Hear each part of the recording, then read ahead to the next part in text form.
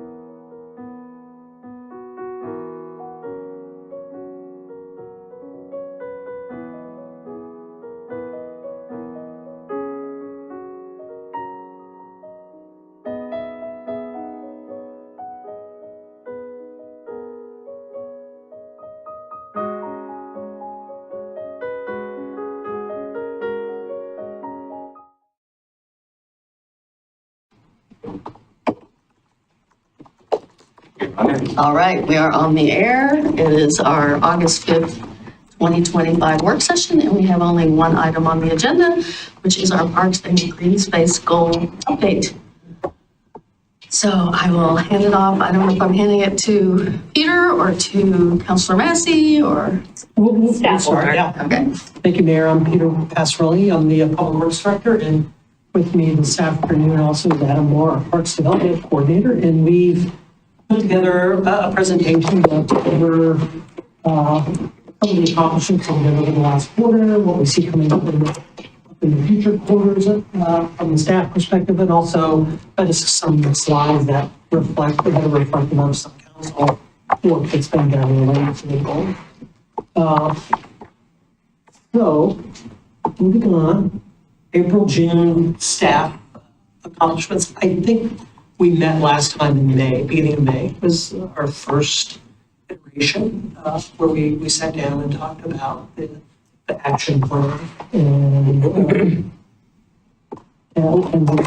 for the next 2 years, or 3 years, I should say. So this is to spend a little bit of time on what we've done over April and June, this quarter, and where we're headed this quarter as well.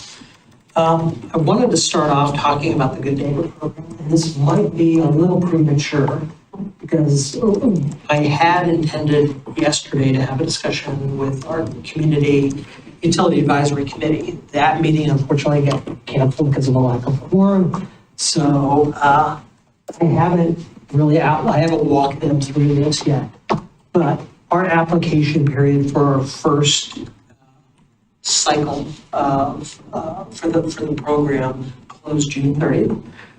We ended up receiving 7 applications. One of the applications, Johnson Creek Watershed Council withdrew their application because they were unable to get an agreement from a property owner that would have been part of the project. Staff reviewed the applications during the month of July. And of the 6, we were recommending to the Community Utility Advisory Committee 4 applications for approval. That would total up to $188,738.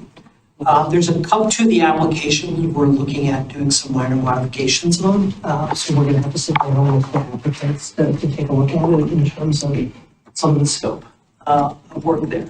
And then once we get done with that, we're going to start working with those applicants. So a total of 188,000.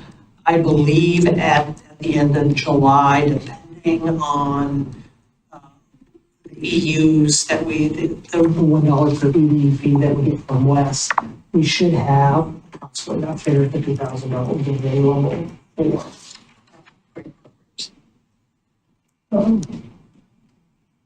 I put together a little table. All of the applications were eligible. They were all within the area, the geographic area that we had outlined on the map.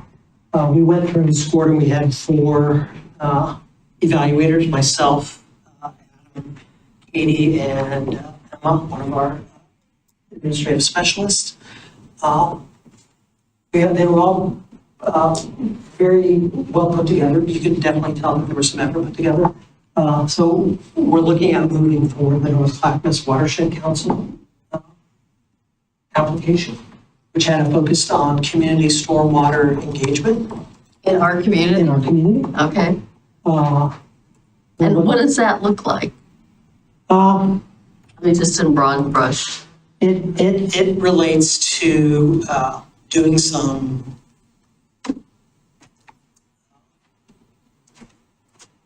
have to think about this for a second. Well, I was going to say, when I used to sit on that board as the liaison back when I was a counselor, I was always pushing them to do more education about pesticides and stuff like that. I think, people think if they can buy it at Fred Meyer, it must be okay, and that's not true. And so I didn't know if that was kind of what they were doing, or they were doing actual. There's some green infrastructure work that they're looking at, educating the public on the benefits of infrastructure. Okay. Cool. And stormwater quality facilities or rain gardens and things like that. I think there's a small demonstration project associated with it. So I don't know if I don't believe there's anything specifically called the application related to herbicide pesticide use. The Wetlands Conservancy, they've got a project where they're looking to build a boardwalk out in the wetlands in Milwaukie Springs area. Nice. It's a multi-year project. This is a piece of their overall funding. They're also, they have some technical assistance from Interior Parks and the National Park Service to help with that program as well. So the grant dollars here are going to be used for some wetland delineation and some design assurance with the community, sort of outlining what this will look like. There's also some survey work, and it'll be utilized to also spend some money on their salaries as they work on this project.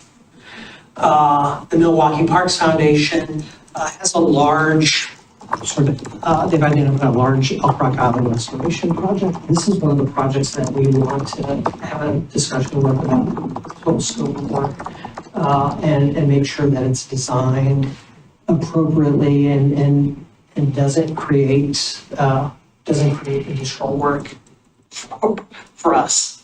So that's part of what we need to do there. The Bird Alliance of Oregon, they have some program related to Backyard for Habitat and bird and nature walks at Elk Rock Island and West Restoration. The same thing applies there. There's some tweaks that we're going to look for from them on their programs there. Just to make sure that it doesn't cause us some additional work and it's not being duplicated by maybe some of the Elk Rock Island, the Milwaukie Parks Foundation Island Station NDA application that was put in. And then we had Solve and another Island Station NDA application. Those, they were eligible.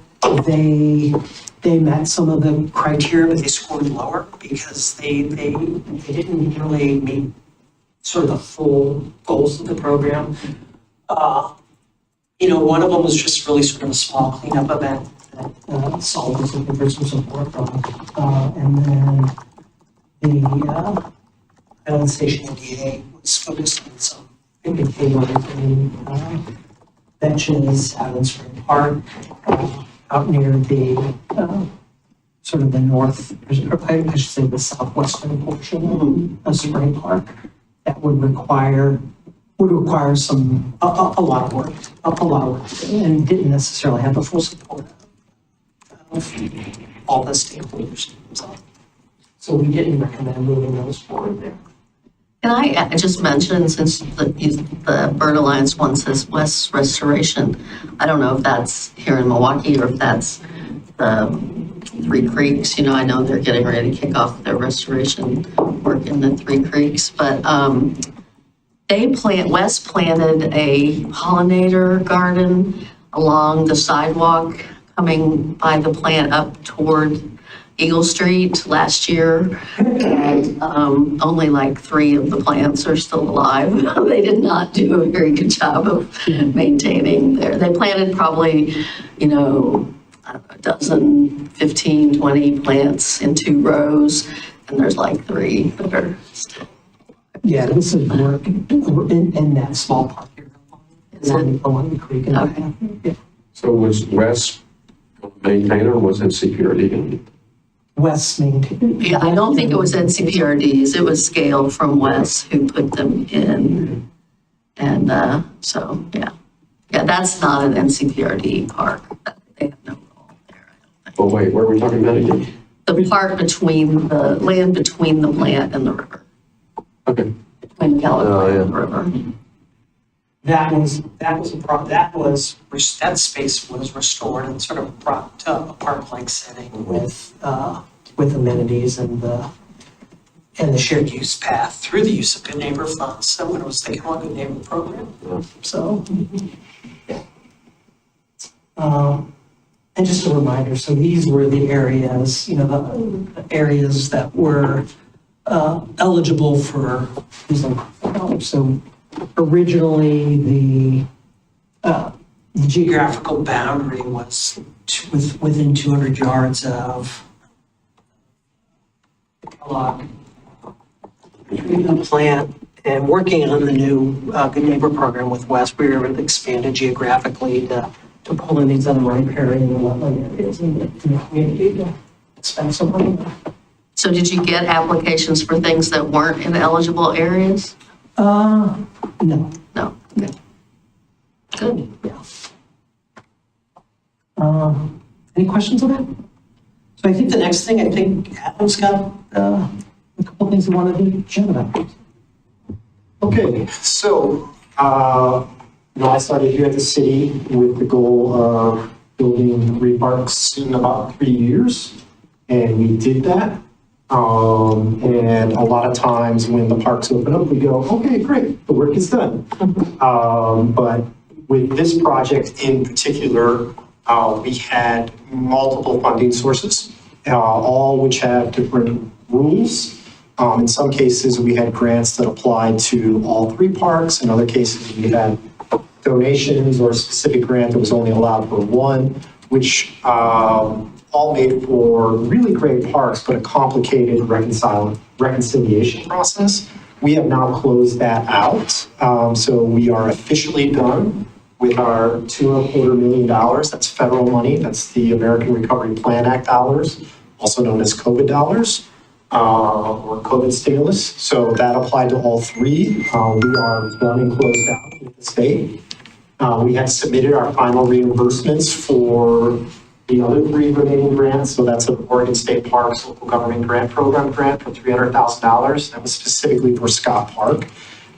We could only write that grant for 1 property due to state rules. And looking at the requirements, Scott Park fit the best. That actually was the 2nd highest rated grant in the state at the time that we wrote it. The Metro Local share has been closed out with the final reconciliation on its way, or the final reimbursement on its way. And then Nature and Neighborhoods, that's one of their capital grants. The final reimbursement is on the way for that grant as well. So those grants are closed out. Lots of work behind that. Lots of Thank you, work. Adam. And thank you, Kelly Tucker. Kelly Tucker is the unsung hero of this project. When I first started, the city manager at the time said, "What do you need?" And I said, "I need an accountant and a procurement specialist who's going to be available when we need it, because we have a very short period of time to do a whole heck of a lot of work." And it was complicated. We added a lot of work during construction. We added a lot of work during design, but we were able to close all that out and spend down all those grant dollars properly. We still do have a little bit of work that we want to do at Belfour. For those of you who aren't familiar, we brought in a specialist to take a look at our playground equipment to make sure that it was installed properly and met all the proper specifications. I typically use a third-party person to do that work. All the playground equipment is fine. It's perfect, installed properly. However, the person that came in to take a look at the playground equipment said, "Ooh, those rocks by the embankment slide, or those rocks by the entryway to the playground, I have some concerns." And the concerns were that those rocks might be viewed as playground equipment as opposed to landscape features and benches. And they brought those concerns to us in a way that we had to address the concerns. And basically it was that part of these features are covered or they touch the safety surface, and thus people might assume that they are part of the play area, which they are not. They are well outside the play area per the rules. But we can't control how people are going to use things, or we can't necessarily control how people use things. And so we will be adding some bollards and chain to the rocks near the embankment slide, just to separate them from the play area. The bench rocks that are at the entryway to the playground, they will become a little bit more bench-like, so people can identify those as non-playground equipment. The retaining wall, there were some concerns with that because it is a large sloping wall, which somebody could decide to climb on, and there's no safety surface underneath it. Retaining walls aren't required to have safety surface. But the person that we brought in, right, wants to cover all of their bases for their liability and said, hey, you could really use some signage in this park to identify, you know, what your intention is behind these walls. So we have a good design, about a 90% design worked out. There'll be a short amount of finalizing that design and getting the construction plans done. We already have documentation on all the playground equipment, and once these improvements are made, we'll get final documentation from that safety specialist that we brought in to take a look at this. Really what it boils down to is a disagreement between two people who are experts in the field. The playground rules are extremely technical and precise until they're not. And when you start to wind up with things like rocks and embankment slides that maybe aren't in the rule book, things get kind of gray. And you rely on the opinions of experts. And in this case, we wound up with two people who disagreed with each other. And so the solution is to add these bollards, add a little bit more bench material, just to make sure people are clear on what our intentions behind this are. So, I guess I thought that was intended for kids to scramble over the rock and climb there. I thought that's what we meant when we talked about nature play. We're kind of taking the nature play elements out of it. Well, it's the opinion of the person who came into from Iverson and Associates. The opinion of Iverson and Associates was that those rocks and benches and things like that are totally fine. They are outside of the play area, which is 6 feet from the playground equipment. It's just that they felt that due to the proximity and the design of those rocks, and it's really just because they are so close to that playground equipment that people might view them the wrong way. And of course, nature play is something that is not defined in the rule book. So I learned more than I ever thought I would about playgrounds and rocks and columns, and I just want to commend Adam. I mean, this is a complicated one because I don't disagree with you, Mayor, and I don't think our original parks designers would disagree with you. This really became a risk management question, frankly. We had documentation from an external party saying something was a hazard, and that opens up the liability. And so until those rules become clearer, and there are definitely parks in Clackamas County with features just like that are fine. What I really like about the solution that Adam and Greenworks have come up with is this could be removed. This is not, we're not getting out there with an angle grinder and changing these features entirely. They're doing kind of the lowest impact thing that's frankly going to fix the liability problem and could be reversed as soon as these playground experts clarify the rules. yeah, and what you're seeing in this image is one that we put together really quickly. I think where we're leaning towards on the final design is we would not have this L shape here, and we can drop in a couple more rocks here. And because these bollards and chains separate this from the slide officially, we can have a formal staircase and scramble here. This one, since there's a planter bed here and around the back, we would keep it L-shaped.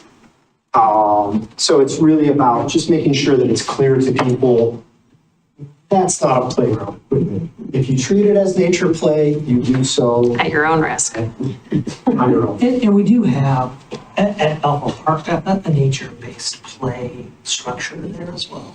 Yeah. So that's outside that picture, just to the right of that. So What would the timeline and process for like clarifying those rules look like? Those rules take a very long time to formulate. And there are national committees who are working on this. And in fact, the inspector from Iverson and Associates is known in the region. Their specialty is not embankment slides, but they sit on the subcommittees that make these rules. And so now we've also talked with people who look at some of those very similar designs in the area and say, signage is enough. Yeah. And here's why. And so we had that conflicting view of, is signage enough or do we need to make an intervention? And because we had that assessment on paper that this could be a hazard, we felt like we really needed to be the full intervention. The timeline on the rules is going to be a lot longer than the timeline on fixing.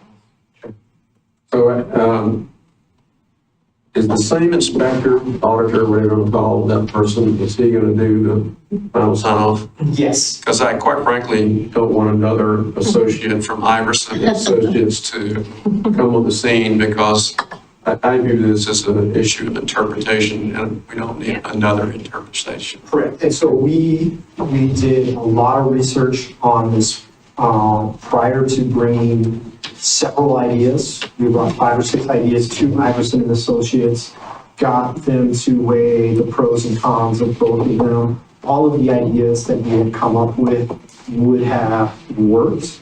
And this is the one that we chose to go with. And so they will view the construction spec before we hire someone to view it, just to make sure that we didn't miss anything. And then, yes, they will do a follow-up inspection to the same extent. The inspection that they did would have been the same inspection that someone would have done if there had been an injury at the park. There has not been an injury at the park that I'm aware of. So really what we've done is we've done our homework a little bit early and we are protecting ourselves from some risk here.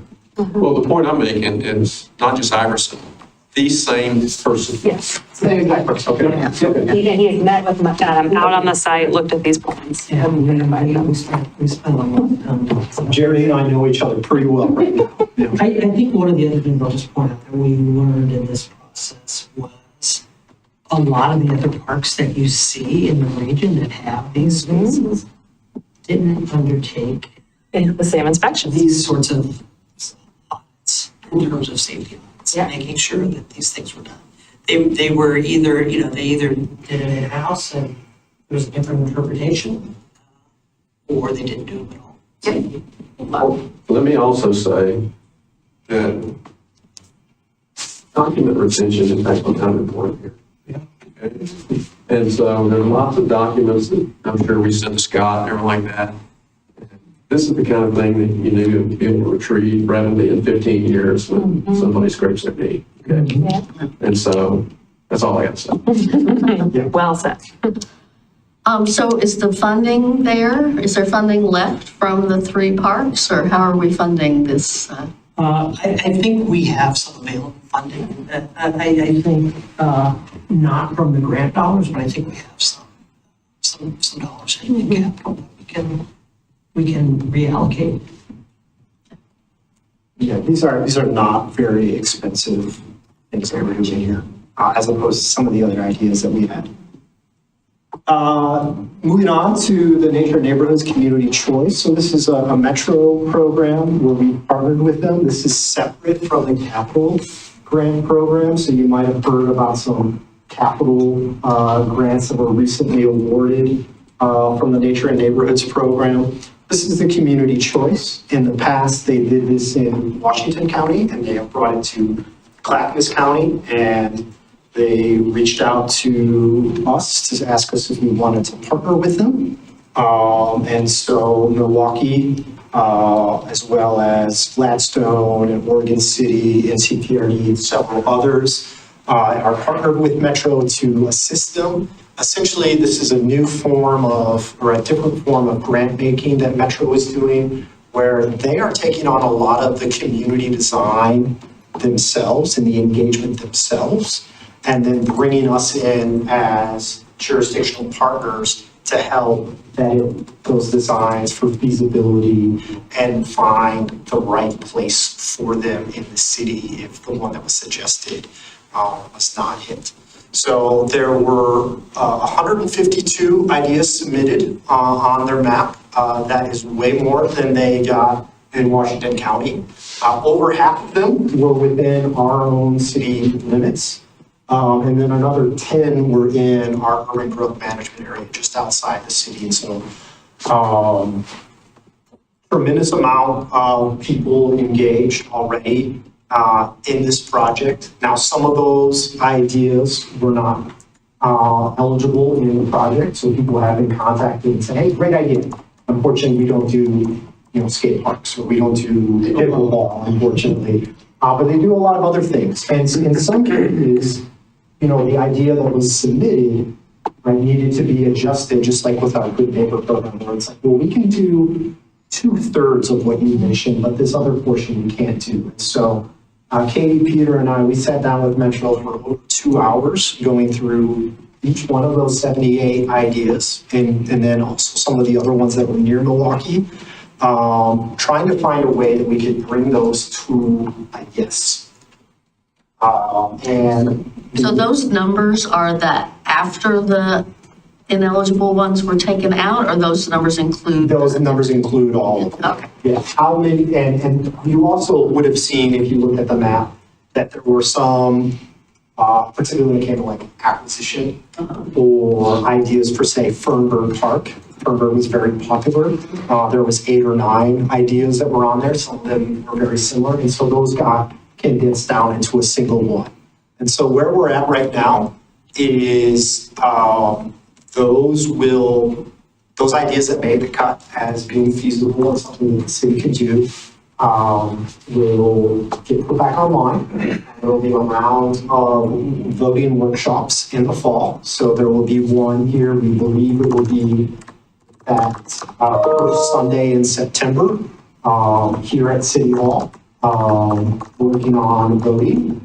And we'll go through different rounds of voting and development through the winter. And then the projects that are selected, we will have up to 2 years before the IGA. So these are not things that are going to come necessarily right away. If there's a project ready for funds, we'll write that IGA and start implementing it right away. We have 2 years from award for the IGA, and you have another 3 years from the IGA for implementation. So some of these projects could be 5 years out. I think the other thing I would mention in terms of feasibility, and when we sort of took the broadest look at the feasibility, like, is there a chance that this project could happen? Yes, yeah, that's something, there's a possibility. And I think, Adam, you may have mentioned, like, there are opportunities to pull projects out. There's no commitment. We're trying to just sort of keep the feasibility of these projects going as they become more developed. During those rounds of development, there's a better chance of having a full understanding of what the full scope and cost of those projects are. I apologize if you guys already said this, but is NCPRD at the table with Metro? Okay. NCPRD is at the table. They did weigh in on projects in the city, maybe not to the level of detail that we did. But all the partners are aware of all the submissions, which is really nice because we get to see the ideas that came from elsewhere and we go, oh, yeah, let's save that one for a group later. These grants do require a 30% match. So these are both development projects and acquisition projects. So we did also have an opportunity to go through those acquisition projects and those development projects, and Metro has asked us what was missing. And so we made sure that we worked with them to get all of our wants and needs that we had heard about from the community into this program. Any questions? I was trying to look on Metro's website for a map or a list of all the projects that were submitted, and I don't see that. Do you know where that might be? Yeah, so it's a little bit difficult to find sometimes. It's under the Clackamas Community Choice. It should pull up the web application. If you click on, view or submit projects, and I can send you a link to it all. And you can go on and click on each individual idea submission. The ones that were ineligible, people have already been contacted if they provided their contact information, or they're a different color, and they are a different color on the map. But like Peter was saying, the goal is to work these towards a yes and spend time between now and that winter developing them and finding ways that we can make them work. Just to give people an opportunity to vote on this. And so, just like we talked about before, anyone over the age of 11 will be able to vote on these projects. First round would be Clackamas County only, and then second round would be all of the metro area. So out of, say, the 78 in the city limits, some are ineligible, Mhm. and then some are duplicates around. So what do you think the ballpark is of the number that will be put out on a survey, like 40? Yeah, somewhere around there, yeah, would be, you know. Yeah. Yeah, I have. Yeah, I don't know that number off the top of my head. We have all of the notes and we can. And I thought, Mayor, you made a good point when we met yesterday that there could be some interesting opportunities with round 2 of the Good Neighbor program. Some synergies. And the timing of this coming together, so. Yes. And we did see even from round 1, so the Midthorn Springs, the Woodlands Conservancy, there were some ideas for Midthorn there. Those can very easily be combined.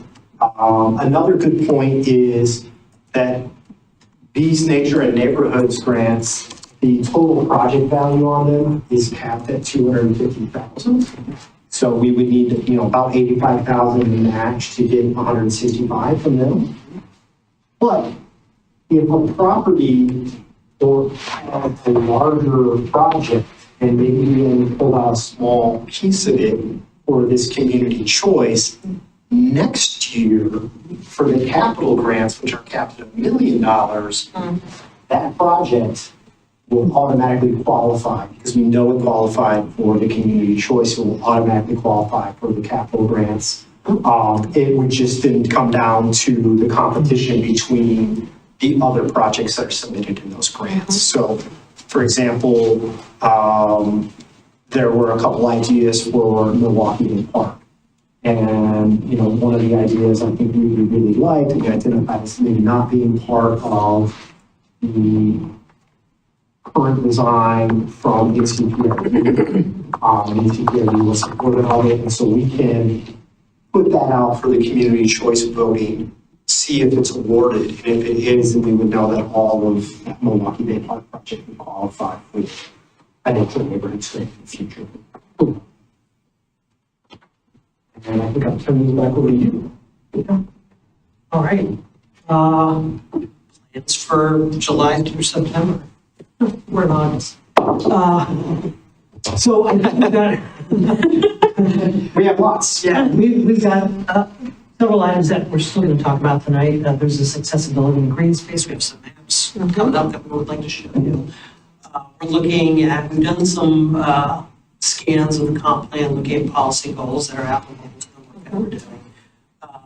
We're working on engaging with NCPRD on maintenance and investment in parks. We're getting ready to set up some monthly meetings with NCPRD, coordination meetings on maintenance. I think we had an email from them just earlier this week about scheduling the first meeting. We're working to support the full broad spectrum of Milwaukie Bay Park negotiations. Intending to award Good Neighbor grant program funds this quarter. Along project planning and funding efforts, we have a discussion with council at this next work session. The next work session. 19th, to talk about a couple of issues there and how that project is moving forward. Adam's working with PARB on goal setting and bylaws updates. Continue working on that nature neighborhoods community choice project that we just recently went over. And then, we want to spend some time in scoping for the larger green space strategy management that's going to bring us to developing a green space management. So we'll be working on that as well. And we've done some of the associated with that. Not all of it though. Can I, before you leave that slide, regarding PARB, we do still need a PARB delegate to the DAC. And I would be happy to come to a PARB meeting and sort of talk about that and what DAC meetings are like, if that would be helpful in moving that discussion forward. So PARB did decide at their last meeting, unfortunately, the July meeting was canceled. I was out of town for the last 10 days, unfortunately. So they will be voting soon on a chair, and Barb did decide that they would like the chair to be the representative of that. So the agenda for July just got pushed to August, and we will settle on bylaws then. And I think that they'll be ready for September, but we would, you'd be welcome to come talk to me then if you like. I just, the county commissioners as the board of NCPRD met with the DAC last week, and I said, we will have another Milwaukie rep soon, I promise. So I just want to keep that on track. So. Can I ask a question here? This is the first time this has come up, but we have two things, one on the staff side, one on the council side, that we didn't finish in the last quarter. What's our process for having that on the work plan here, or will we take those items in? I think we try to be transparent. So when we come back for these status updates, we showed you it wasn't complete. And then as Peter is showing, we're rolling into the next quarter. So these are living documents that then we'll update. But I think at the work session, we try to show you the actual status update. Then we'll update the doc, put it online. And then the next time you see it, that will be in the next quarter. And if there's something that that we didn't do and I didn't add, we'll give. I have a suggestion. If something didn't get done by any of the three leads on these, then the council president should start giving because he's always searching for some sort of supervisory role in this process. And so let's let him have one. But yeah, I think so. Like the couple things that we were aiming to do this previous quarter and didn't get done was the park amenity request SOP. You'll hear from Councilor Massey in a bit of some updates on our ongoing negotiations with NCPRD leadership. That one's been a little bit delayed as we work through that, but can definitely move to this next quarter. And similar on articulate the goals and objectives with PARB, the unexpected cancellation of the July meeting is what delayed that. So. Let me pipe in on PARB. We kind of got off to a slow start with the new PARB members. And it was kind of overwhelming the amount of information, fire hose that we unleashed on them. So I understand when you want to catch up, but I want to tell you that if there's a priority, it's establishing the leadership roles in the PARB. And I would certainly like to get goal setting and bylaws done in the next meeting, but that's a lot to get done, especially with 3 brand new people. So that's just the opinion of a non-voting member of the PARB. Yeah, so taking some very deliberate steps, trying to take all of the information and all of the complications that exist in the way that our parks are governed and managed or developed or maintained, and trying to put them into bite-sized pieces. Yeah. And Councilor Massey and I had a good conversation about this yesterday. PARB's been an interesting committee because, state the obvious, we don't have a parks department, and yet we have a Parks and Rec advisory board, and you have set a goal of parks. And so I think that I've always empathized for those volunteers as like, where is their lane? Where can they influence? I think you've done a really nice job, Adam, with the 3 parks projects, like identifying those. But again, we know there's bigger swirling stuff that's complicated. So anything we can do to inspire PARB and find things for them to own and lean into. And I think frankly, there's a ton of fodder here in this goal action plan. We just got to kind of get that rolling and get some clarity on other things that Councilor Massey is going to talk about in a little bit. Greenspace accessibility. Yeah. So I'm going to just talk about these really quick, and then we're going to look through a couple maps. So one of the metrics, or a couple of the metrics that we're looking at do require us to set a baseline. And I will say that every place that I've tried to do this sort of analysis with, it always gets a little bit complicated. Because you have to decide which property is your county, do you have the accurate borders, Do you include the abandoned right-of-way next door? There's a lot of work to do. So the first map you're going to see is the Milwaukie owned parks and Greenspace maps. We put this together. This is a draft. These are divided up into what is quote unquote accessible, meaning you can go use it as a park or a green space for either active or passive recreation, or you cannot access it at that time. Maybe we got it right, maybe we didn't, but we started this property list with the comp plan and then went through the different maps and wanted to make sure that we had them all, as well as including some properties where there's been some discussion of work in the future. Then we looked at that park and green space watersheds. That's just taking those properties that are accessible and using the software to put a 10-minute walk around it. And that will show us where people lack access to those parks or green spaces. Then we will put together two other maps looking at how trails fit into that. A lot of people consider trails as linear parks. In some cases, we do have a lot of space around the trail. In other cases, we have not a lot of space around the trail. So we wanted to kind of show how that impacts things. And then we also know that schools, in a lot of cases, schools are available after hours or available on the weekends for people to use. We know that in some cases, NCPRD has agreements with the schools. So for example, when we kicked off Milwaukie Fest, there was a movie in the park that happened across the street from the park in the elementary school. And so this will show us how those properties change the map or maybe don't change the map in some cases. Can I ask, is the spring water winds in and out of Milwaukie and Portland, but the segments that are in Milwaukie, is it Milwaukie property? It's Metro property? Portland Park? Portland, yeah. Okay, So Portland owns it and they maintain it. okay. Yeah. Because that's one of the projects I actually put in the community choice was planting trees along the spring water because there's a lot of really open, hot stretches on the spring water. And a couple of years ago, we had a neighborhood group that came out and greeted runners on the Hood to Coast.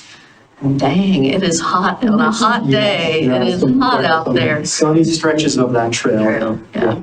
But in this climate, as we know from, some of the work that Katie's done with the tree board and stuff, is we'd have to probably put in irrigation to plant a lot of trees, or how would we At least trees? for the first, 2 seasons or so, yeah, until those roots get well established, and then they should be all right afterwards. But Portland Parks would have to be the partner on that. Yes, and so when we came to items on the spring water trail, we said, well, unfortunately, for the nature of neighborhoods vetting, unfortunately, the city of Portland and Portland Parks and Rec are not a jurisdictional partner. And so those ones became ineligible for that grant program. That doesn't mean that it's a bad idea. That just means that that's the wrong pot of money to pay for some of it. So this is just taking a look at that. You'll recognize a lot of these parks from our comp plans and from our discussions. We did add in the Pioneer Cemetery, since that is behind a closed gate, with the exception of if you contact somebody, so that is shown in red. The Kellogg Channel and the Dogwood Park parcel that's underwater right now is shown as inaccessible. We do have the Bergman House on there. We're showing that as inaccessible, and the Roswell Pond in open space. Technically, right, there's not a fence around it. We could go there, but I don't think I would necessarily call that a green space in the same way that we would say call the Willow Place Natural Area, also known as the Pingree Petition. That is far more accessible in that we've done restoration work. There is some signage. There is some trail work that we've done there, and we don't have those at Roswell and some other places. So then the next step is to apply that 10-minute walk. And so any area that you see in gray here, is going to be outside of that 10-minute walk. Several of the areas are industrial, meaning that, no people live there. But we do have some pockets where people don't live close to a park. And one of the reasons, your request was for a walk shed. So you can notice here, this is Golden Gray Park, and this is Reynolds Lane. Well, you have to go all the way up here a couple blocks before you get to a street that goes over. And so that's where you can see this area is not in the walk shed because it takes them a little bit longer to walk up here and then come back down and around. Whereas if we were just doing a half-mile buffer, that area might be included. And that's the case even with the access that we. Even with the access. And so, one of the tools that is readily available to the public, the Trust for Public Land has a website called ParkServe, and they do their own mapping on this. It is crowdsourced. But if you look at their map, they're not going to show anything on Where Else Lane covered there because they don't know that there's that access point there. So we every time the Park Serve comes out, we do take a look at it as staff, and then we recommend corrections to that map. But doing it in-house, we know that there's that access point there. Part of the reason why Trust for Public Land doesn't know that there's an access point there is because we didn't want people driving down Where Else Lane to the park. So we worked with Apple and Google to change the maps that they show the public and how they do their driving directions to the park. And so Trust for Public Land uses some of that data to build their walk shed network. And so that's why they don't think that it's accessible that way, because it's not accessible by car. So here are the areas that we can see where you can't walk to an accessible park or green space. We are pretty much covered. The Trust for Public Land says that we're about 88% covered in terms of population. We have yet to do the population calculation here. One thing that I will say is that population calculations at this fine or this small of a geographical area and in these sort of shapes are going to come down to the methodology by the service that is providing them. For example, even though the census counts every single person where they live at the time of count day, that data is not publicly available at that level. So there is some math that needs to be done. Different places use different methodology to come up with that map, and we are reliant on some of those companies for that methodology. It is math that we could do ourselves, but we would be making a lot of choices. And so it's easier to work with a third party to get that data. So just keep in mind that when you see things like population that hit, that is in that green area, that is a very careful estimate, but still an estimate. Now let's take a look at what trails do. So trails do cover in some of those gray areas, although not all of them. Mayor, you had asked about the Springwater properties. So even though we don't own them, and even though they're not in the city limits, we did take a look at the properties that people may be using or walking to that are outside the city limits here. And this is Springwater, and you can see Arrow Heights Park and the other parks, Johnson Creek around there. So again, we have more coverage. And then with our schools, we do cover some of those gray areas, but not all of them. So mostly down around Rowell Elementary and then that Campbell property.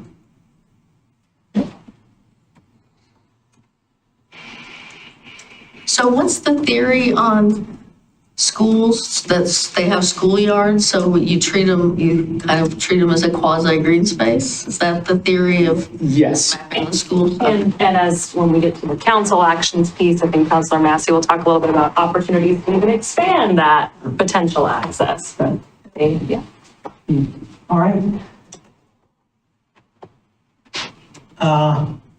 Just real quickly, how are we on time? It'd be good to transition to Counselor Massey's stuff. I think I talked a little bit about this already. We're going to start working on Greenspace strategy and developing budget request for the next biennium. And then hopefully begin our next solicitation for the Good Neighbor program. That may be dependent on how much of an administrative burden it is putting together the grant. So that one might get. It might not hurt if that moves anyway, for the reason we just talked about Yeah. the timing with the community. All right, council accomplishments. Counselor Massey. Okay, this is a read here. So let me just kind of go over this from the high level. You know, this is not surprising. This is the way that we're approaching the other goals. Actions are updated quarterly, okay? These things it's not going to be a real-time update of these as something gets accomplished or whatever. So they're going to be updated quarterly. And then the metrics will be reported on annually. And they're we published on the new and improved website, which is what we're doing now. As far as the specifics on this goal action plan that you see here, let me just highlight actually the last one, the acres and tree canopy. We thought that we were going to have LiDAR information soon. Now it's been punted 6 months, 12 months. I'm not sure what the real. Fall of 26. So it's Oh, really? 12 months. Okay? So that's really disappointing that we're having to wait that long. And but anyway, you know, we're not going to have anything to do by the end of 2025, which is disappointing.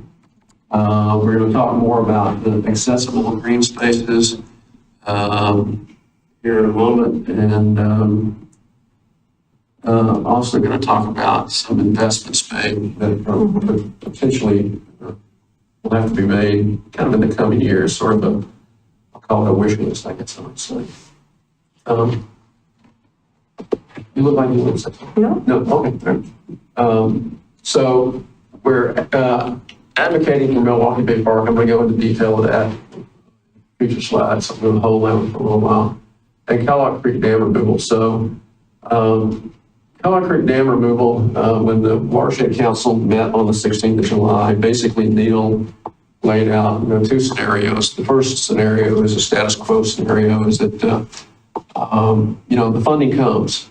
There's a lot of doubt about the funding coming because if you look at the two major sources of funding, one has completely disappeared from all the websites, okay? And, no news. The other one is the other potential website is that there is still active, but there hasn't been any new allocations made from that. So it's not looking good on that regard.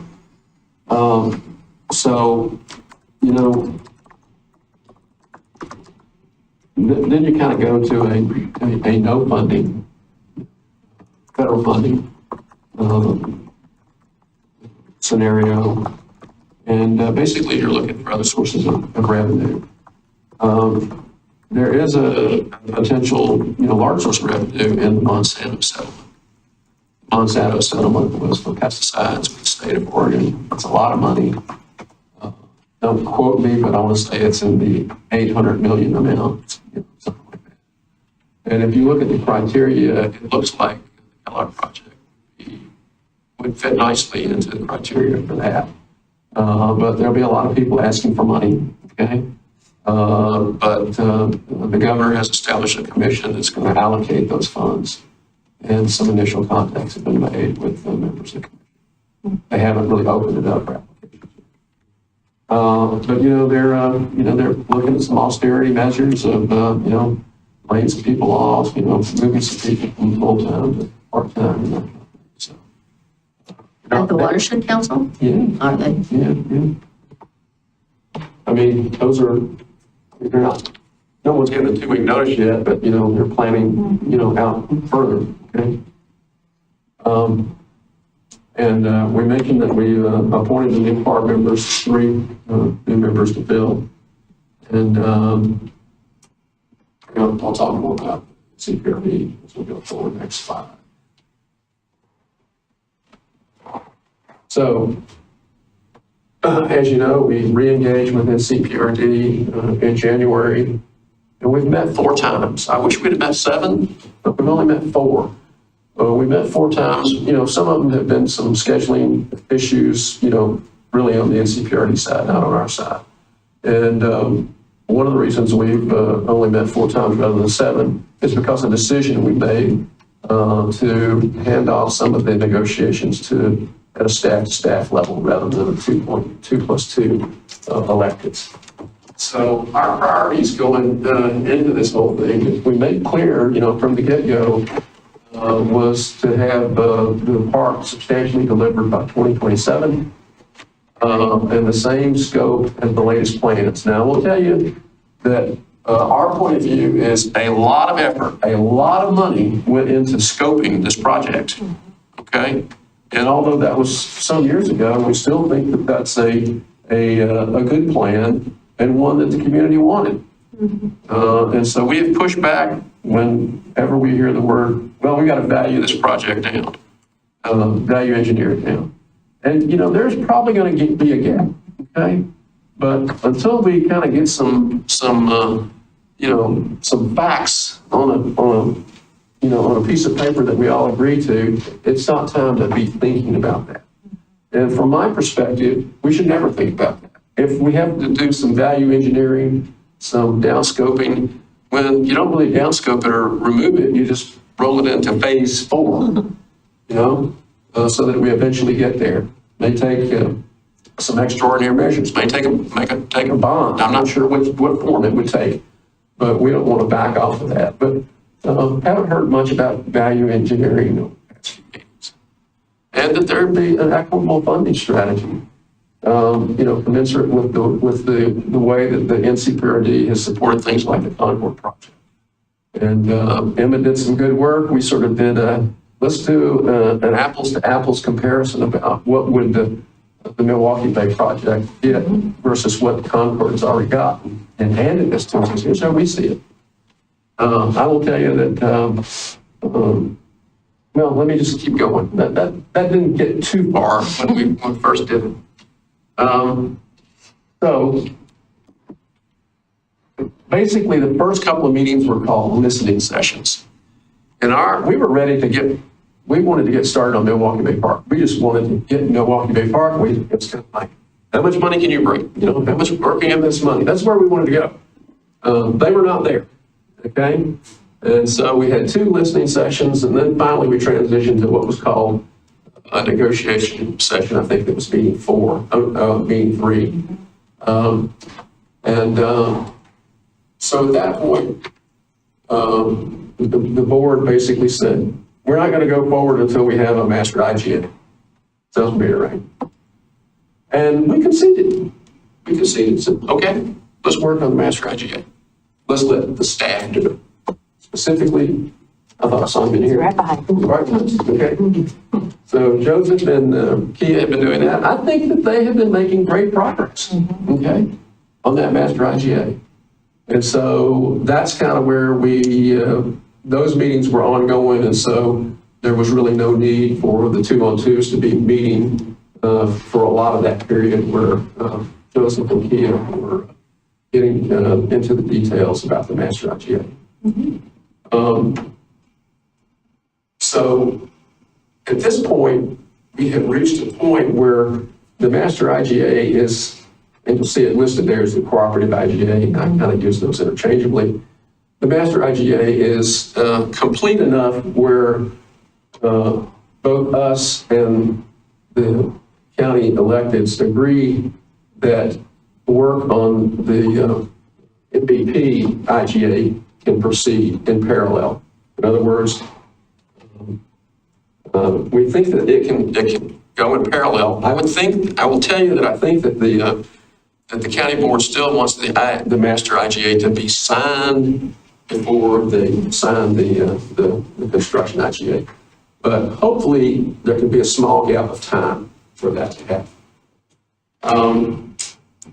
So we had originally come up with a timeline that the master IGA and the construction IGA would be complete by the end of August. And so when we met last week, we were very pointed in trying to get commitments from the board on 3 issues. And those 3 issues were,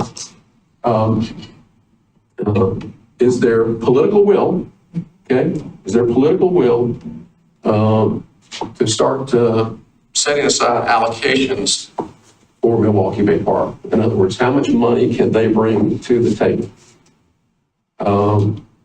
The second one was, I got this on another slide. I think it's those same points, Oh, is it? Counselor. It's, Okay, yeah. are you gonna be equitable? Yeah, yeah, Are you yeah. gonna keep the scope, and are you gonna do it in 3 years? I should just read the slides, okay? They're on a different slide than you are. Yeah, okay. Oh, you're right, yeah, okay.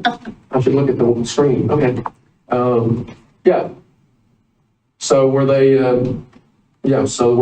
committed to the delivery, substantial delivery by 2027, equitable funding strategy in the same scope? I will tell you that the one area that we didn't get head nods from the electeds on, or from the city administrator, was moving Milwaukie Bay Park from a, what did they call the Midterm. to a year. midterm, which was the 5 to 10 years, to the near term 1 to 5. They explained that that's just what they got from their consultants. And so that was not the final word. And although they were unwilling at that meeting to give us a head nod that they would move it, basically the city administrator looked at Kia and said, we're going to take this on. And so hopefully, we will get good results from that. And our point is, this project was pretty much gold shovel ready 5 years ago. So why shouldn't it be in the near term, projects? So hopefully we'll get some feedback there. So and the other thing that we proposed is that we said, since Joseph and Kia seem to be making more progress than the electeds were, that not only would they be working on the master IGA, they just need to work on the construction IGA as well, because we'll actually get some progress there. Because they're getting, more frequent meetings, getting into more detail and that kind of thing. And, it wasn't a vote, but it was pretty robust head nodding and agreeing on those kinds of things, with that one exception that I mentioned about moving it from midterm to near term. Can I clarify on that? The midterm language is from the draft system plan that they. Yep. Have you seen any, I know they did a call for feedback on it. Have you seen results for that yet about how people, I'd be really curious to track. They are meeting with, Kia and the lead planner, Aaron, are meeting with each of the DAC members, and I have my meeting with them next Wednesday of next week. Yeah. I expect I think September 10th is the next DAC meeting. I expect at that we will see some kind of compilation of comments. They gave us a very, the public survey was just a sort of general comments. They gave DAC members an Excel spreadsheet they wanted us to use that had different fields. And so they're clearly had in mind to compile all that into one big spreadsheet. So, they have not shared that out at this point. So go ahead. I'll be curious to track that because I've heard a lot of people in Milwaukee saying the same thing that we said in that meeting. So I'd be curious when they get their survey results back, what the survey looks like that. Well, and I guess, Go ahead. well, I don't want to cut you off if you had. No, the last thing I was going to say is we expect to meet again in September. Yeah, they're taking most of this month off. And so I think we had hoped for another meeting in August, but it's not going to happen until September. I would guess I see one thing differently than Councilor Massey, which is I'm going to be pretty concerned about I'm going to want to really do those 2 IGAs together. I think if we do the cooperative IGA first, then we end up in the same, what's that movie? Groundhog Day thing again with the construction IGA. So my personal view is we need them both to happen. And I said that in the meeting, and there was definitely pushback on that. But yeah, so that's one thing. The other thing is that not on Milwaukie Bay Park, but on the cooperative IGA itself, there were, a lot of it seemed amazingly easy when Joseph reported back to us, but there are a couple of big sticking points about where we would be responsible for replacement of equipment and stuff. And I guess, there's still going to be further refinement and negotiation on that. So I don't know that we need to go into a lot of detail, but I just sort of wanted to flag it that. I think that was an excellent summary, Counselor. I just put a little finer point on that September bit. Yes, we're meeting again, but really the direction from at least the two administrators in the room is we're trying to get this done in September. And if we can't, I say a lot to Councilor Massian, just give me one more month, just give me one more month. I don't want to be the can kicker. So I don't want this to be a goal where for 3 years we kick the can and the goalpost moves. You have been very clear, you want Milwaukie Bay Park delivered by the end of this goal period. That's Joseph's and my North Star as we negotiate. I think by September, we're gonna know if that's a reality in this current construct or not. And we have to understand that we may have to walk away from this. I hope we don't. And I will tell you, when we started these meetings, we decided that we had one goal. The top goal in every meeting was to get the next meeting. Because it was pretty easy not to get the next meeting. Okay? And so we kept that going, and we're talking and everything like that. But if these critical issues about scope, allocations of funds, timelines, if they just start coming together here in the fall, then we really have to think seriously about going to another plan. Because we will have given it a year. Looking at our backwards plan and the county deadlines, we said that we wanted to secure funding by the end of by the end of this year, 25. Would we be going out for a bond measure in November if talks fall through that we know by September? I think it's too late. I think you have to be making decisions to get on the ballot in August for November. I was looking, we've got until September 4th, which is not really, you've got 40 in September.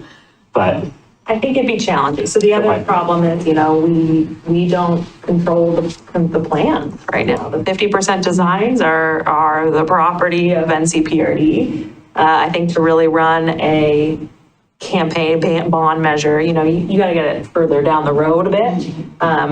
And so, again, I think we're doing this the old college try. We've successfully kept getting meetings, but we're going to come to an inflection point where we have to ask, does the strategy change if you want to get this done on this timeline?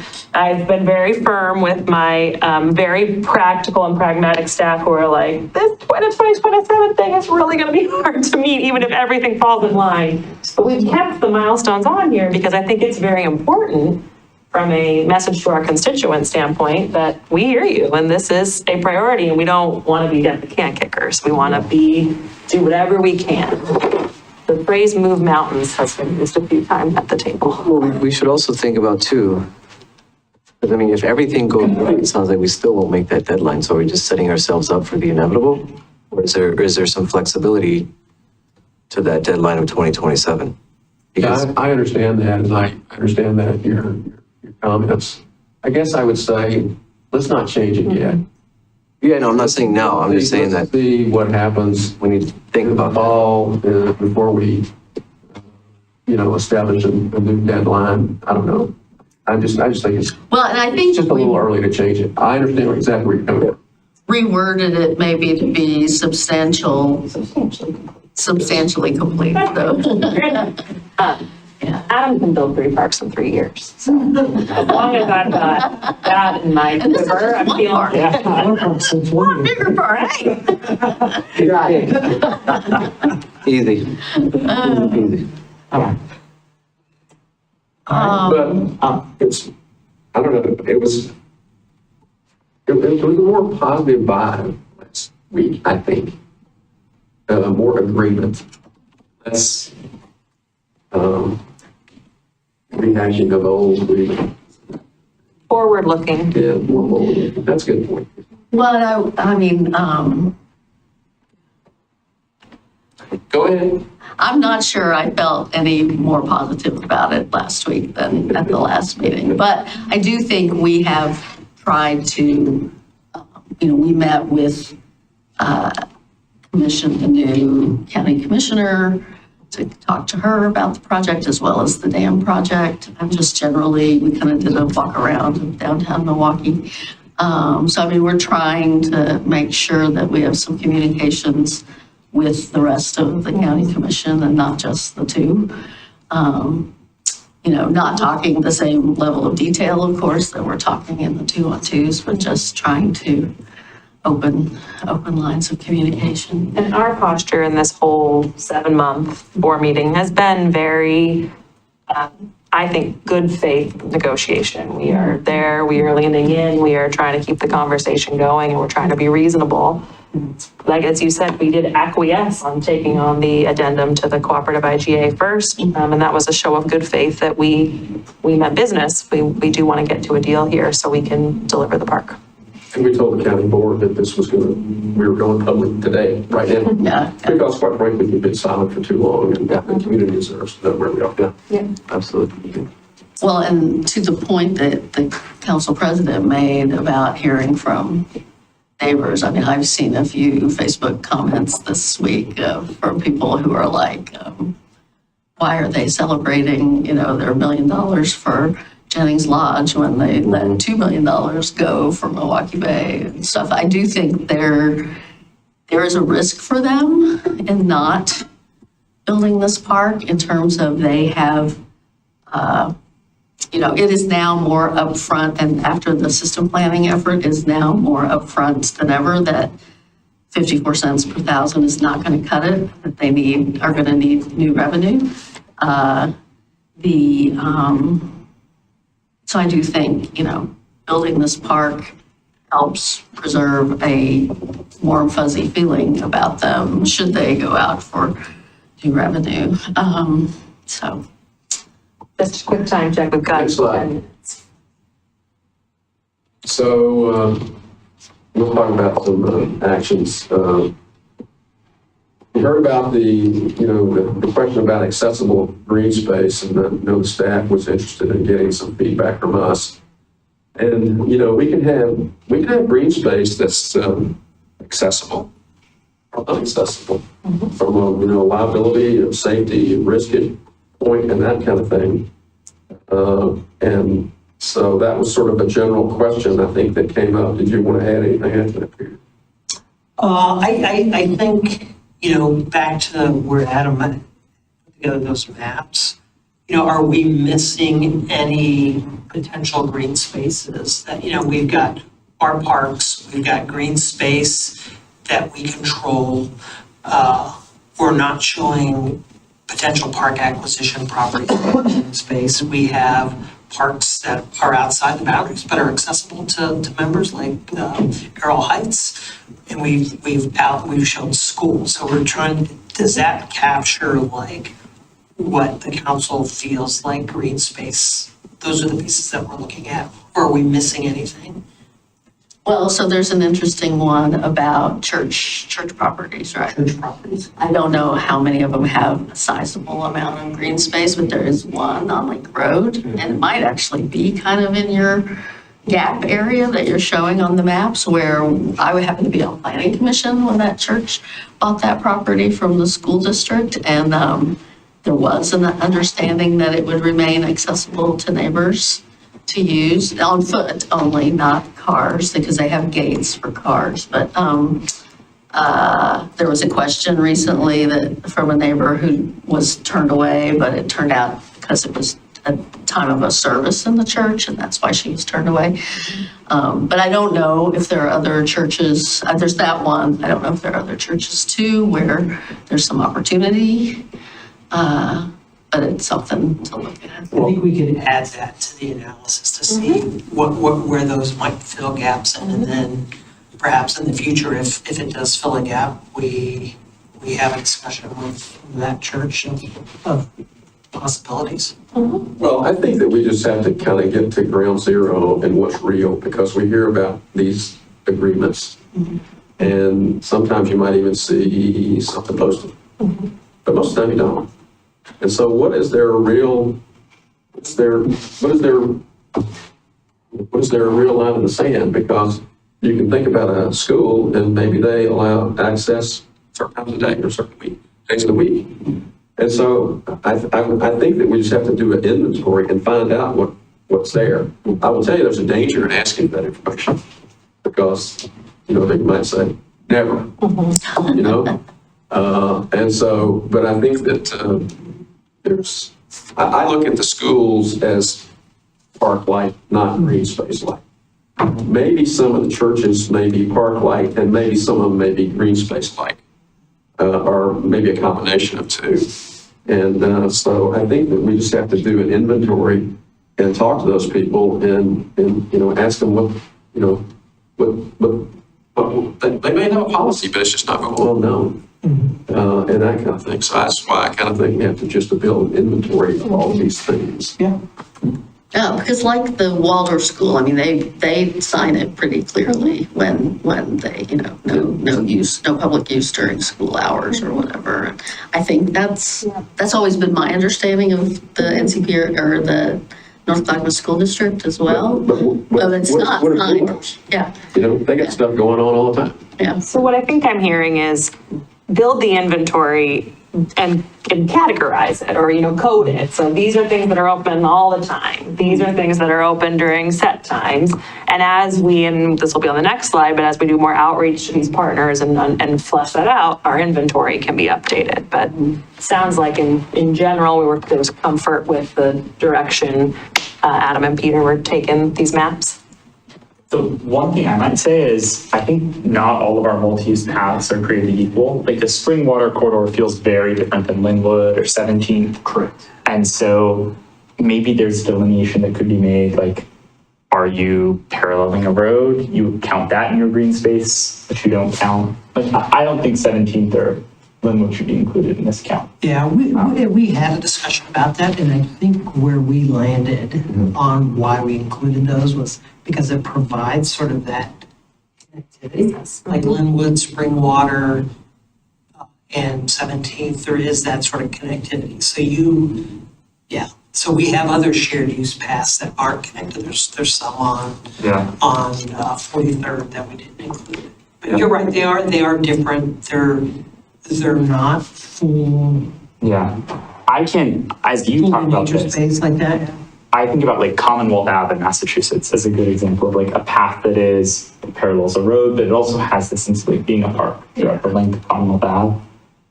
And these feel different, and I can't quite articulate why. Like maybe it's the separation from the street.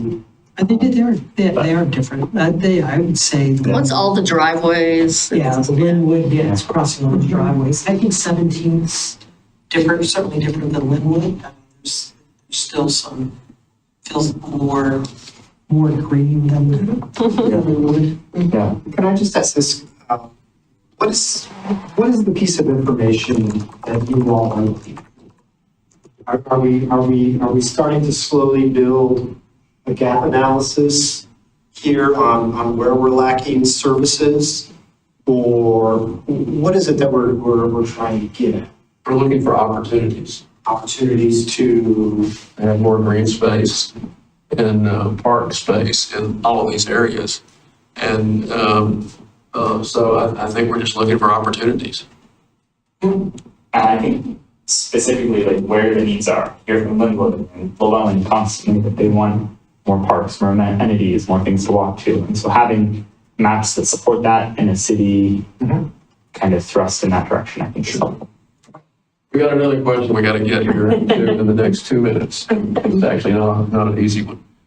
And the question is about public-private partnerships. So there's two questions. Is council comfortable with the city permitting temporary one-day or multi-day events in parks that are for private profit? And two, is the council comfortable with staff exploring longer-term, permanent or semi-permanent commercial installations in parks? Both of these have come to my desk the last 2 months. So this is really just, I want to make sure that we're proceeding as we permit things consistent with direction you would give. I'll share kind of right now from a staff standpoint, we've been saying yes to bullet 1 and we've been saying eek to bullet 2. Well, in bullet 1, I mean, the city has done that before. The city had a vendor who rented paddle boards, did a pop-up paddle board and kayak rental in Milwaukie Bay Park at one point in time. It was pretty popular. I think people were sad it didn't last longer than one season, but it's not unprecedented. Okay. I think with the paddleboard, Adam and I were talking about this, like, that's a good example of where the public utilized that. Right. It's a little different than having an event where you're closed, Yeah. you're charging admission, right? Right. It is different. That's where I have like, if they're gonna shut down a park and that whole park is gonna be used for a private event, that's where I have a problem. Then it's pay to play, and I thought the whole point of this goal in our parks was to Well, not. and you can't have, people often will reserve park amenities, but they're not using them for generally to make profit. They're using them for like a birthday party or a family reunion or something like that. Yeah, that Employee picnic. makes sense. Or a softball. Yeah. Right, so a really good thing to think about, and sometimes in these considerations, is like, think about those ball fields at North Clackamas Parks. If we walked over to North Clackamas Park, we would probably find those ball fields behind a lock gate. But if we were a softball team or a little league team or however they do things, and we were showing up for our weekly Wednesday game, even though we paid a fee to use that program space, that is something that is available. But again, we're not looking for profit, we're looking for use of that space that is specifically programmed. Likewise, the concession stand has a licensed vendor in there that is going to sell us, water or chips or whatever. That makes more sense. So I'll let my thoughts be known. Basically, I agree with bullet 1, allowing the city to permit these on a temporary basis, using good judgment. And I think that, Adam brought up a good point. Let's not shut, a park down completely. I know that like at the International Rose Test Garden, there's a portion of the Rose Garden that people can reserve for weddings. And you better get in there when the calendar opens in April because it goes quick. But I don't think we need to make a decision on the long-term permanent right now. Let's see how the other things go. Okay. To see if those are working out well before we tackle that bigger issue. Well, But there are permanent amenities in the country. There's a hotel in Yosemite Valley, so. yeah, and there's a lodge at Silver Falls. Yeah. There's, restaurants and things like that, and lots of parks. I guess I'm a little reluctant to I know we're running out of time. Maybe we don't have time to do it tonight. 10 minutes of the meeting. Okay. I'm a little reluctant to completely punt it because we have had a downtown business owner asking this for several months now. And so. The second bullet or the first? The second bullet. I've had a conversation, I think it's the same business owner, and one of the things that I talked about with them, I walked them through like where we are in this process of thinking this through. And I communicated to him that this would be part of our larger Greenspace management strategy. So this would be something that we would, it would be part of that plan, and there would be opportunities for engagement with the community to find what does the community think about utilizing Okay. that I space. call that punt it with process. Okay, well, if you've had that conversation, You could be then. an NFL consultant. I do think, we don't have to get into this tonight, but like, if you have the stand-up paddleboard rentals and they want to build a shack to more effectively like manage their inventory and do this, if you have a food cart that wants to provide food at one of our parks, like I think those are nice amenities to add that add more to the like quality of our parks that we see in other spots. And so this is where like, I don't think it is inherently bad to have like long-term things. Yeah. I just would be curious to understand, I think, are you the ones approving the permits at the end of the day, or like? We are, it's a staff decision, but I think to Peter's point, and those are great examples, and it's nuanced, right? Yeah. And without a green space management strategy, it is very hard for us to, I've got no guidelines on what I allow on Elk Rock Island versus Fernburg versus Milwaukie Bay Park. And I think that's what we need. So Yeah. as much as I'm teasing him about punch with process, it's necessary process, I think, to do this thoughtfully. And yeah, and those different spaces have. So Elk Rock Island is a space that, you know, we've agreed to maintain as. A protected natural. As a protected versus, you know, a recreational space like. North Clackamas Park. As a next step for this was kind of related to a next step for our conversation. Commissioners, do we have time on the forecaster in the future to talk about this specifically? And do we have time, I didn't see time on the forecaster at the start of September to debrief the conversations with the commissioners. Do we need to set up time for that, or? We do don't know what the boards? meeting's going to be in September. That's fine.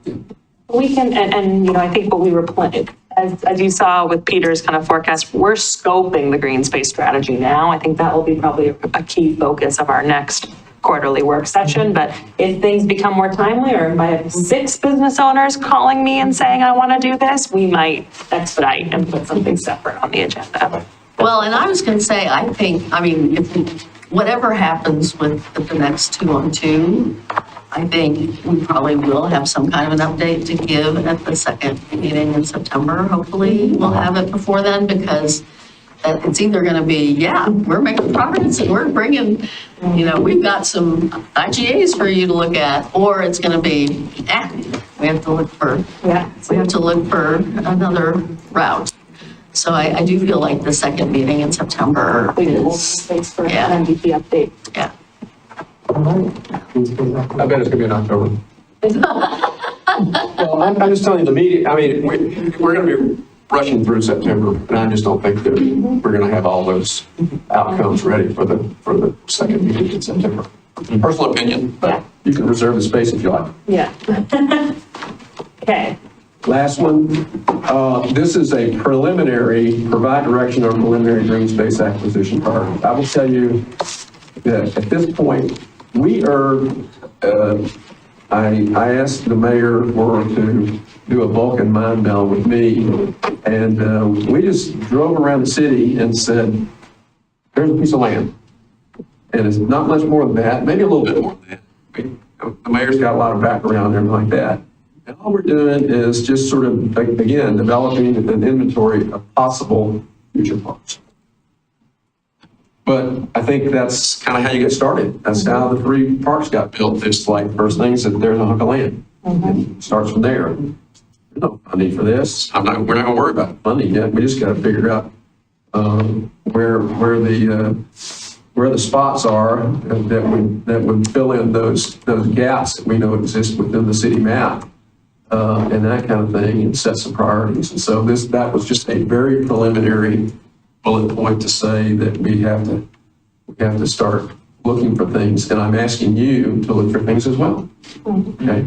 And I think also in that neighborhood, the community choice, there were some property acquisition Property pieces acquisition, there yeah, as well that yeah. were identified that we've said, yes, those are feasible. So Well, and in the course of those meetings, Metro sort of indicated that they have some other property acquisition money, some bigger, that are not limited to the $250,000. I mean, they would not be interested in just the old piece of property, but they might, you know, there might be some Metro money, I guess. Because, yeah, I mean, we talk about Greenspace acquisition, and we all know we're also talking later tonight about how stretched our budget is. So we know we don't have a pot of money set aside for Greenspace acquisition, but there may be some partnership potential there. Yeah. And I would, you guys will append these slides to the staff report, so it'll be tomorrow. It'll be online. Okay, because I want to look at that in more detail.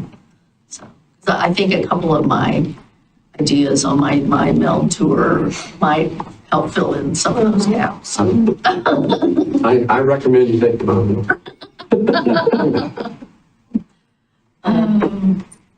The last two slides we had, Counselor, were just you talking about all the work you've signed up for. Gosh, I'm not sure, I may want to change it now. Yeah, articulate parks and green space priorities and objectives in collaboration with PARB. Yeah, that's, all of these actions we've discussed, we will, basically it's information we got to start sharing with the PARB. I'm not sure the next meeting of the PARB is the place to do that because they're overwhelmed as it is. And so we'll start probably getting it to them probably in September and October. Sort of build them up slowly because there were a lot of, deer in the headlights, I think, at the first meeting with the new members. Plan for the roadshow to the NDAs to talk about the park and green space goal and opportunities for neighborhood advocacy. I will tell you that this is really dependent upon what happens over the next 2 months. And I'm not going to start that roadshow until October at the earliest, and, may very well roll into later. There may be some, there's what happens with Milwaukie Bay Park, but there also may be some value to a roadshow vis-a-vis the community choice grants cycles coming. I agree. Yeah. Continue the dialogue with the NCPRD, with my partner, the mayor here, advocate for the two big projects and the restoration project. Joint opportunities to be brought to the council.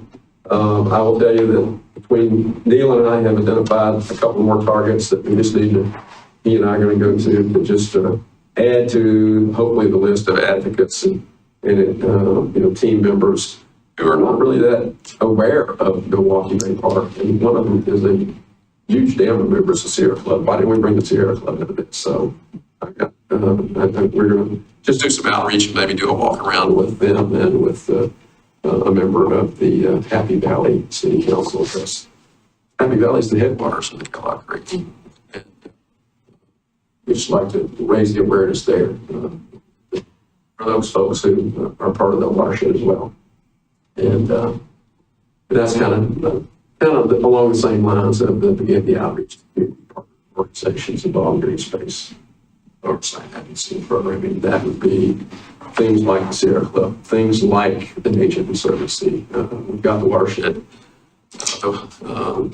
One of the conservancies, the Water Resources Conservancy or whatever, but we have our own part of the Nature Conservancy. So there's a couple of other advocacy groups that we will make them aware of what's going on because I don't think they know anything about it. And so if things come up in your areas, whether it's business, economic development or affordability that you think have some cross connects with Parks and Green Space, just bring those to my attention and we'll make that link. They're all getting off real easy with little homework. You took it all on, man. And I think we can probably skip. These are just kind of it's on your action plan. It's what Councilor Massey just said is coming up for October, December. Okay. All right. Read the executive Okay, session. yep. With that, we are adjourning our work session and moving into executive session. Council will meet in executive session pursuant to Oregon Revised Statute 192.66020 to consider matters relating to the safety of the governing body and of public body and public body staff and volunteers and the security of public body facilities and meeting spaces. Thank you. I just want my milkshake. We'll get you out in there time to time.